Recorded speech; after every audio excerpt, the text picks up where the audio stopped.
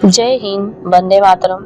आज मैं आप लोगों को मुंशी प्रेमचंद जी की एक रचना कर्मभूमि भाग 16 सुनाने जा रही हूँ। उत्तर की पर्वत श्रेणियों के बीच एक छोटा सा रमणीक गांव है। सामने गंगा किसी बालिका की भांति हंसती, उछलती, नाचती, गाती, दौड़ती चली आ रही है। पीछे ऊंचा पहाड़ किसी वृद्ध योगी की भांति जटा बढ़ाए शांत, गंभीर, विचार मग्न खड़ा है। यह गांव मानो उसकी बाल स्मृति है, आमोद विनोद से रंजित, या कोई युवावस्था का सुनहरा मधुर स्वप्न है। अब भी उन स्मृतियों को हृदय में सुलाए हुए, उस स्वप्न को छाती से लगाए हुए है। इस गांव में मुश्किल से 20-25 झोपड़े होंगे। पत्थर के रोड़ों को ऊपर रखकर दीवारें बना ली गई हैं। उन पर छप्पर डाल दिया गया है। द्वारों पर बनकट की टाटियां हैं। इन्हीं काबुकों में इस गांव की जनता अपने गाय बैलों, भेड़ बकरियों को अनंत काल से विश्राम कराती चली आ रही है। एक दिन संध्या समय एक सांवला सा दुबला पतला युवक, मोटा कुर्ता, ऊंची धोती, धमरौचे जूते पहने, कंधे पर लोटा डोरी रखे, बगल में एक पोटली दबाए इस गांव में आया और एक बुढ़िया से पूछा, क्यों माता, यहाँ परदेसी को रात भर ठहरने का ठिकाना मिल जाएगा? बुढ़िया सिर पर लकड़ी का गट्ठा रखे एक बूढ़ी गाय को हार की ओर से हाँकती चली आ रही थी। युवक को सिर से पांव तक देखा। पसीने में तर, सिर और मुंह पर गर्द जमी हुई थी। आंखें फूंकी, मानो जीवन में कोई आश्रय ढूंढता हुआ दरिद्र होकर बोला, यहाँ तो सब रैदास ही रहते हैं भैया। अमरकांत इस भांति महीनों से देहातों का चक्कर लगा रहा था। लगभग 50 छोटे बड़े गांव को वह देख चुका है। कितने ही आदमियों से उसकी जान पहचान हो गई है, कितने ही उसके सहायक हो गए, कितने ही भक्त बन गए। नगर का वह सुकुमार युवक दुबला तो हो गया है, पर धूप और लू, आंधी और वर्षा, भूख और प्यास सहने की शक्ति उसमें प्रखर हो गई है। भावी जीवन की यही उसकी तैयारी है, उसकी तपस्या। वह ग्रामवासियों की सरलता और सहृदयता, प्रेम और संतोष से मुग्ध हो गया। ऐसे सीधे साधे निष्कपट मनुष्यों पर आए दिन जो अत्याचार होते रहते हैं, उन्हें देखकर उसका खून खौल उठता है। जिस शांति की आशा उसे देहाती जीवन की ओर खींच लाई थी, उसका यहाँ नाम भी न था। घोर अन्याय का राज्य था और झंडा उठाए फिरती थी। अमर ने नम्रता से कहा, मैं जात पात नहीं मानता माता जी, जो सच्चा है वह चमार भी हो तो आदर के योग्य है, और जो दगाबाज झूठा लंपट हो वह ब्राह्मण भी हो तो आदर के योग्य नहीं है। लाव लकड़ियों का गट्ठा मैं ले चलूं। उसने बुढ़िया के सिर से गट्ठा उतार कर अपने सिर पर रख लिया। बुढ़िया ने आशीर्वाद देकर पूछा, कहाँ जाना है बेटा? यो ही मांगता खाता हूँ माता जी, आना जाना कहीं नहीं है। रात को सोने की जगह तो मिल जाएगी ना? जगह की कौन कमी है भैया, मंदिर के चौतरे पर सो जाना। किसी साधु संत के फेरे में तो नहीं पड़ गए हो? मेरा भी एक लड़का उनके जाल में फंस गया, फिर कुछ पता न चला। अब तक कई लड़कों का बाप होता। दोनों गांव में पहुंच गए।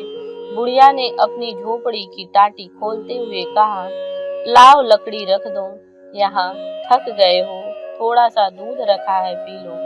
और सब गाय तो मर गई बेटा, यही एक गाय रह गई है। एक पाव भर दूध देती है, खाने को तो पाती नहीं, दूध कहाँ से देगी?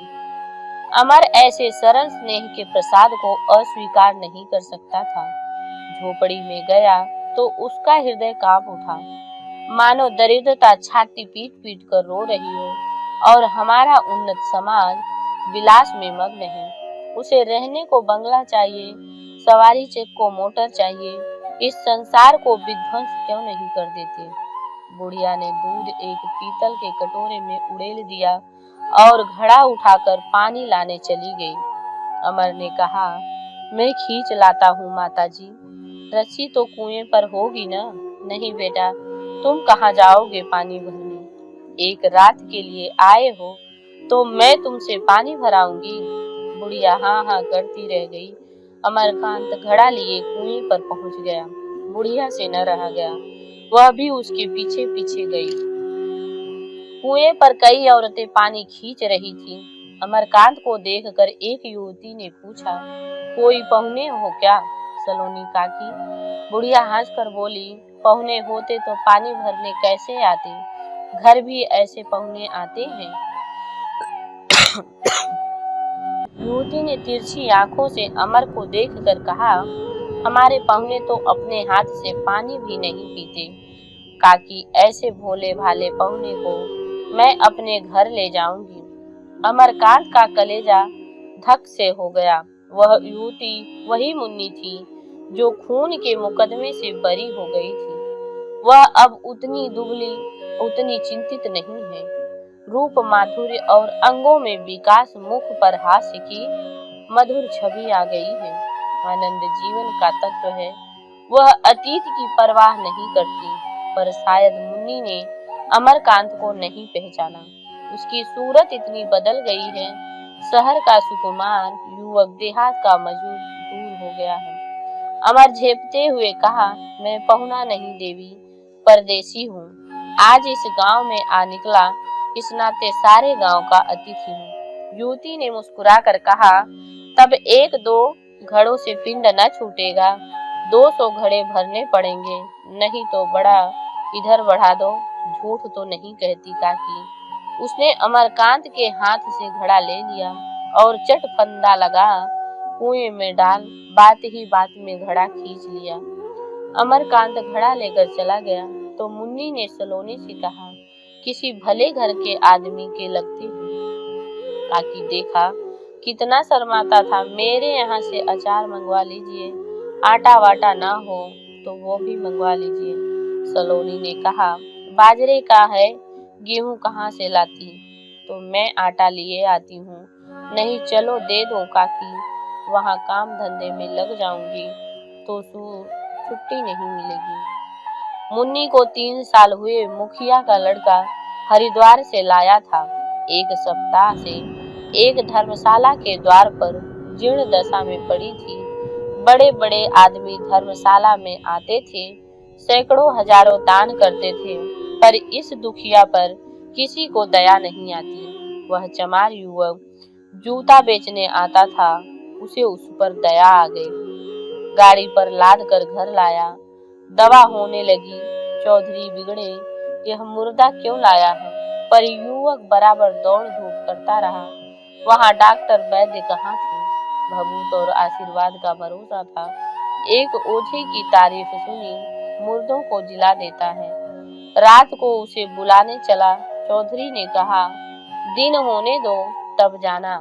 युवक न माना और रात को ही चल दिया। गंगा चढ़ी हुई थी, उसे पार जाना था। सोचा, तैर कर निकल जाऊंगा, कौन बहुत बड़ा चौड़ा पाट है। सैकड़ों ही बार इस तरह आता जाता हूँ। निशंक पानी में घुस गया। लहरें तेज थी, पांव उखड़ गए। बहुत संभलना चाहा पर संभल न सका।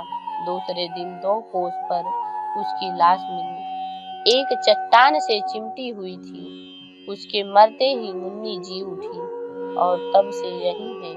यही उसका घर है, यहाँ उसका आदर है, मान है। वह अपनी जात पात भूल गई, आचार विचार भूल गई।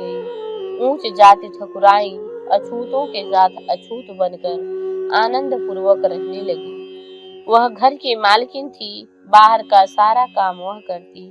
भीतर की रसोई पानी कूटना पीसना दोनों देवरानियां करती थी। वह बाहरी न था। चौधरी को बड़ी बहू हो गई थी। सलोनी को ले जाकर मुन्नी ने थाल में आटा, अचार, दही रख कर दिया, पर सलोनी को यह थाल लेकर घर ला जाती थी। पाहुन द्वार पर बैठा हुआ है, सोचेगा इसके घर में आटा भी नहीं है, जरा और अंधेरा हो जाए तो जाऊं। मुन्नी ने पूछा, क्या सोचती हो काकी? सोचती हूँ जरा अंधेरा हो जाए तो जाऊं। अपने मन में क्या कहेगा, चलो मैं पहुंचा देती हूँ। कहेगा क्या? क्या समझता है यहाँ धन्ना सेठ बसते हैं? मैं तो कहती हूँ देख लेना,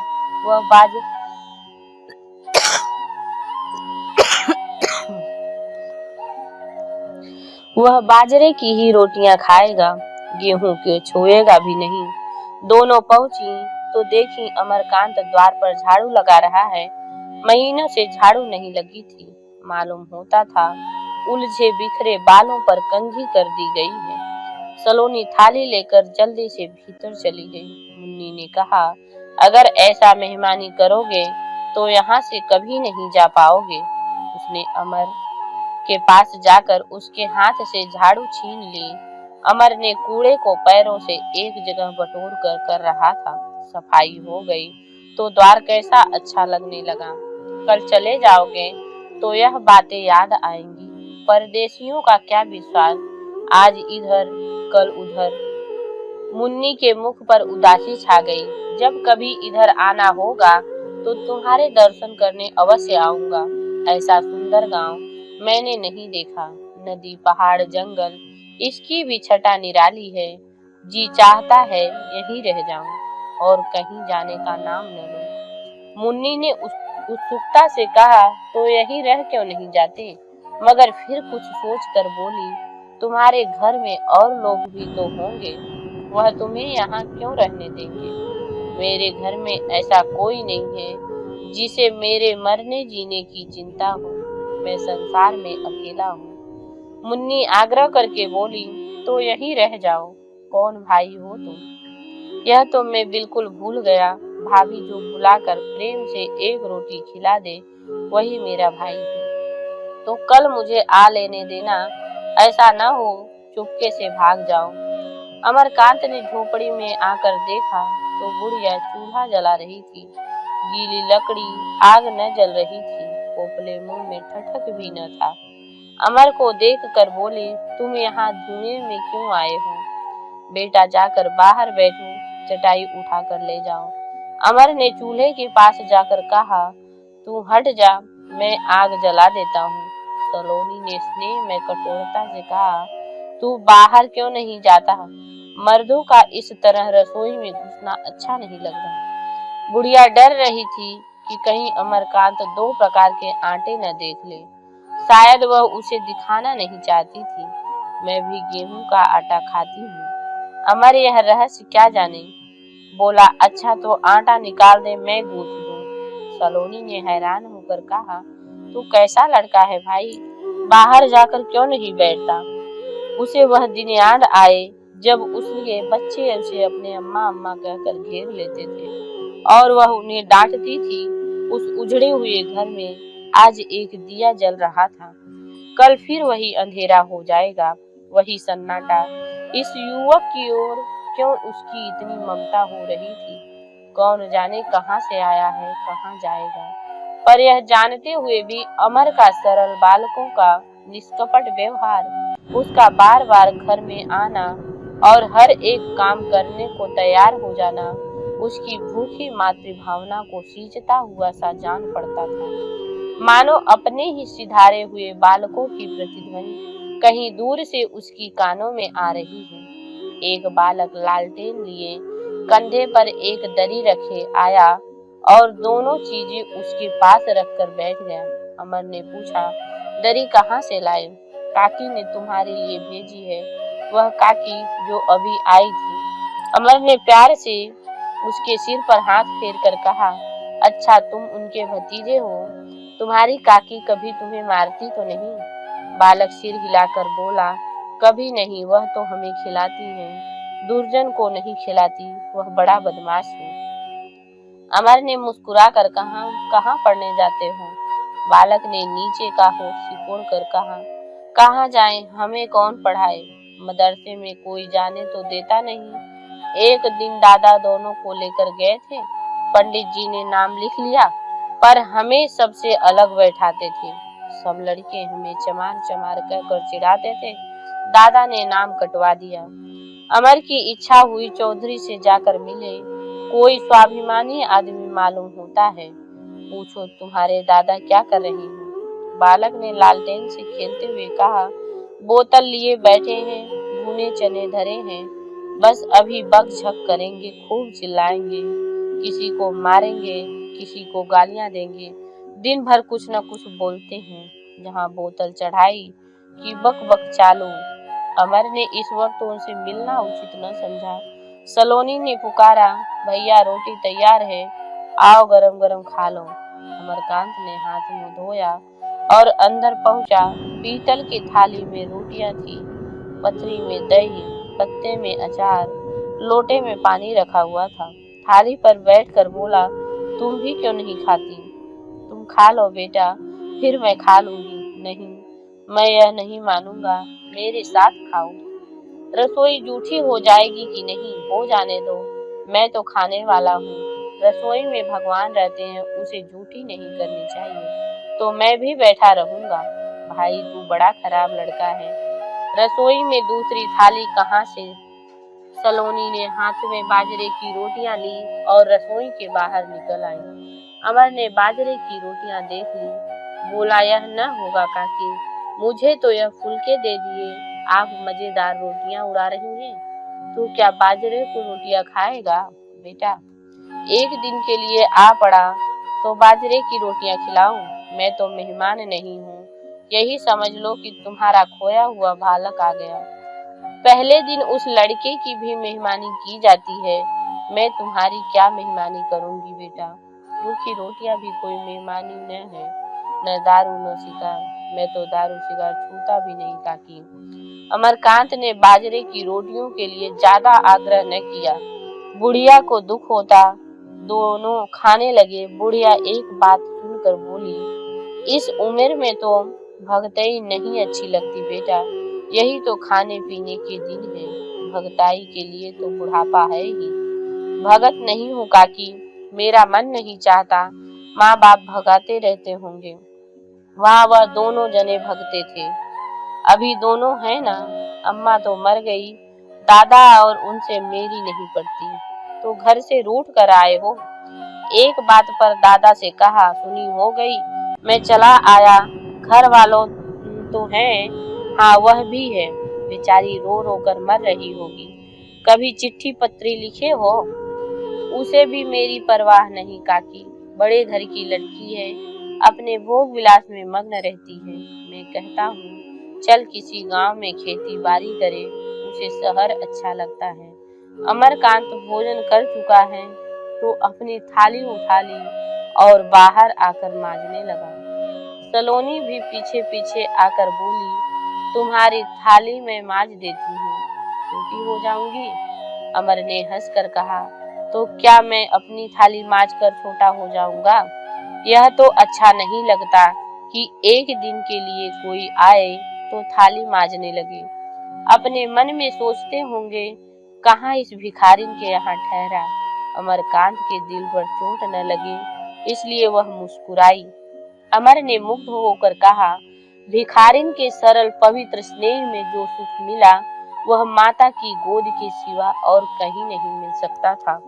काकी उसने थाली धोकर रख दी और दरी बिछाकर जमीन पर लेटने ही जा रहा था कि 15-20 साल के लड़कों ने एक दल आकर खड़ा हो गया। 2-3 लड़कों के सिवाय और किसी के देह पर साबुत कपड़े न थे।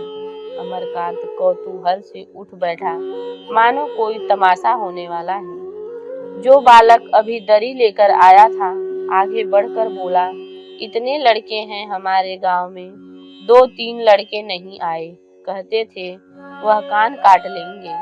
अमरकांत ने उठकर उन सभी के कतार में खड़ा किया और एक एक का नाम पूछा। फिर बोले, तुमसे जो जो रोज हाथ मुंह धोता है वह अपना हाथ उठाए। किसी लड़के ने हाथ न उठाया। यह प्रश्न किसी के समझ में नहीं आया। अमर ने आश्चर्य से कहा, तुम में से कोई रोज हाथ मुंह नहीं धोता? सभी ने एक दूसरे की ओर देखा। दरी वाले लड़के ने हाथ उठा दिया। उसे देखते ही दूसरे ने हाथ उठा दिए। अमर ने पूछा, तुम में से कौन कौन लड़के रोज नहाते हैं? हाथ उठाए। पहले किसी के हाथ न उठे, फिर एक एक करके सबने हाथ उठा दिए। इसलिए नहीं कि सब रोज नहाते थे, बल्कि इसलिए कि वे एक दूसरों से पीछे नहीं रहे। सलोनी खड़ी थी, बोली, तू तो महीने भर में भी नहीं नहाता। जंगलिया, तू क्यों हाथ उठाए हैं? जंगलिया को अपमानित होकर कहा, तुम गूदड़ ही कौन रोज नहाते हो? भुलई, पुन्नू, घसीटे, कोई भी तो नहीं नहाता। सभी एक दूसरे की कलाई खुलने लगी। अमर ने डांटा, अच्छा आपस में मत लड़ो, मैं एक बात पूछ रहा हूँ, उसका जवाब दो। रोज मुंह हाथ धोना अच्छी बात है या नहीं? सभी ने कहा अच्छी बात है। और नहाना? सभी ने कहा अच्छी बात है। मुंह से कहते हो या दिल से? बस जाओ, मैं 10-5 दिन में फिर आऊंगा और देखूंगा कि किन किन लड़कों ने झूठा वादा किया था और किसने सच्चा। लड़के चले गए तो अमर लेटा। 3 महीने लगातार घूमते घूमते उसका जी ऊब उठा था। कुछ विश्राम करने का जी चाहता था।